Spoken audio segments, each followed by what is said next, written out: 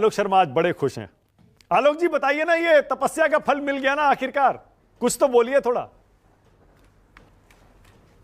देखिए मानक जी, बिल्कुल, और एक कांग्रेसी सिपाही होने के नाते पार्टी ने मेहनत को पहचाना और पंजाब जैसे राज्य का प्रभार दिया, तो पार्टी के तमाम शीर्ष नेतृत्व और सभी साथियों का और खास तौर पर मीडिया के साथी जिनसे मैं रोज लड़ता था, उनका बहुत बहुत धन्यवाद। उनका भी बहुत बड़ा रोल रहा है।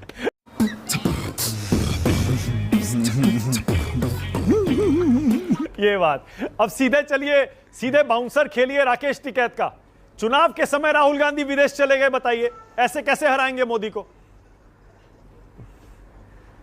देखिए मुझे लगता है कि टिकैत साहब के पास जानकारी थोड़ी सी कम है। राहुल गांधी जी विदेश नहीं गए हैं। हाँ, हमने भी सुना है कि कुछ समय के बाद उनका कोई कार्यक्रम किसी यूनिवर्सिटी में और यूएसए में कोई इंडियन जो डेलीगेशन है, डायस्पोरा है, वहाँ पर कोई उनका भाषण है कुछ, लेकिन ऐसा नहीं है कि वो प्रोग्राम अभी बना है। ये चुनाव 1 महीना प्रीपोन हो गए हैं। चुनाव 1 महीना प्रीपोन होने के कारण सब लोगों के अपने अपने रूटीन डिस्टर्ब हुए हैं। इससे ज़्यादा कहीं पर कुछ नहीं है। और राहुल गांधी जी बेचारे नहीं है, बेचारे तो आजकल मोदी जी नजर आ रहे हैं।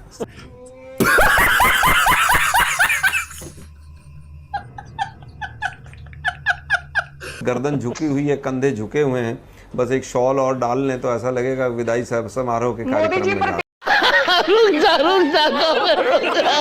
राहुल जी बिल्कुल भी बेचारे, बिल्कुल बेचारे नहीं है राहुल जी। और बैल बुद्धि कहूंगा फिर अच्छा नहीं लगेगा। अरे भाई बैल बुद्धि भी बोला जाएगा। प्यारी समझ गई। मैडम संजू वन सेकंड इनको ये पता नहीं, प्लीज एक आज देखिए गंभीर मुद्दा है, थोड़ा मुद्दे पे रहते हैं, पर्सनल नहीं करते हैं एक दूसरे पर। ऑलराइट, बहुत गंभीर मुद्दा है। हाँ, ये बिल्कुल बहुत गंभीर मुद्दा है। ये कंगना रनावत जैसे लोगों को समझ नहीं आएगा है का मुद्दा। प्लीज सोच लो मैं कितनी खतरनाक हूँ। थोड़ा सा भारत बुद्धि को सारी समझ मेरा है ये कहना है कि 9.5 साल भारत बुद्धि को सारी समझ अरे है भाई क्या? मैं तो फिर कह रहा हूँ, अरे भाई बैल बुद्धि भी बोला जाएगा।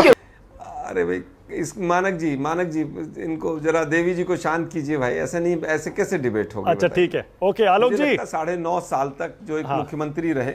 हाँ, अब मुद्दे पर आइए और बताइए। विनेश फोगाट को आरोप ये है, विनेश फोगाट को आप लाए हैं किसान आंदोलन में, आपने उनको आज शामिल कराया और आप उनको टिकट देकर चुनाव भी लड़ाएंगे। एक तीर से आपने 2 निशाने लगाए हैं। एक पहलवान वाला मुद्दा आप गर्म कर रहे हैं विनेश फोगाट के जरिए, दूसरा आप किसान आंदोलन का मुद्दा गर्म कर रहे हैं चुनाव से पहले। इस सज्जन को क्या तकलीफ है भाई?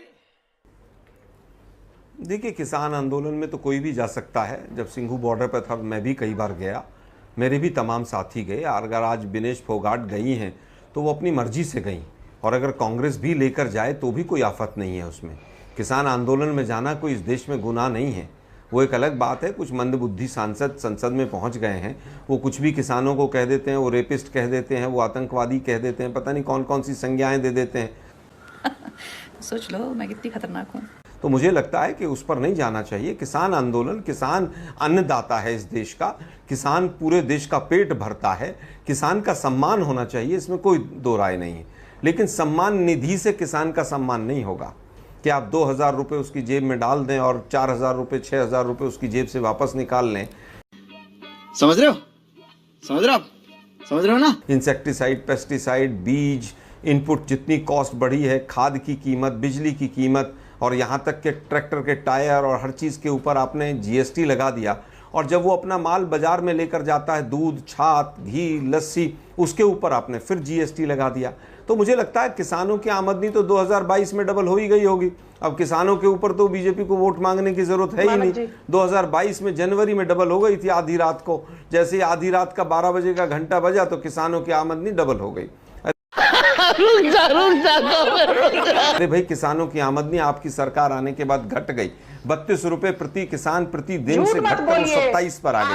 आत्महत्या किसानों की लगातार बढ़ गई। और बिल्कुल चुप।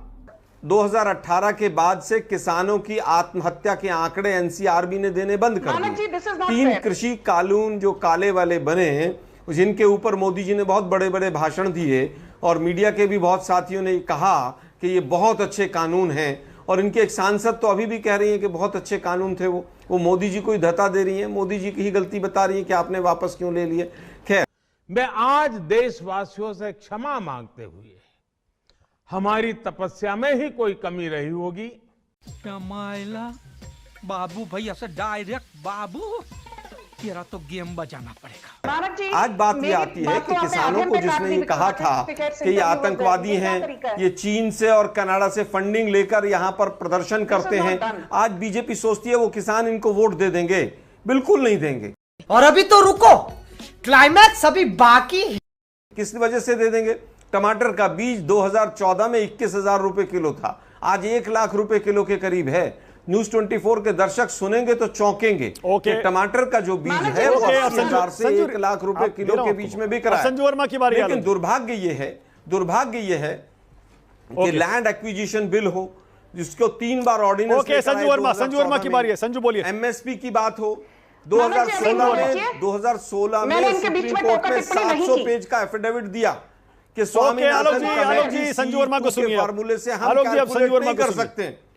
1 by 1 बोलिए संजू।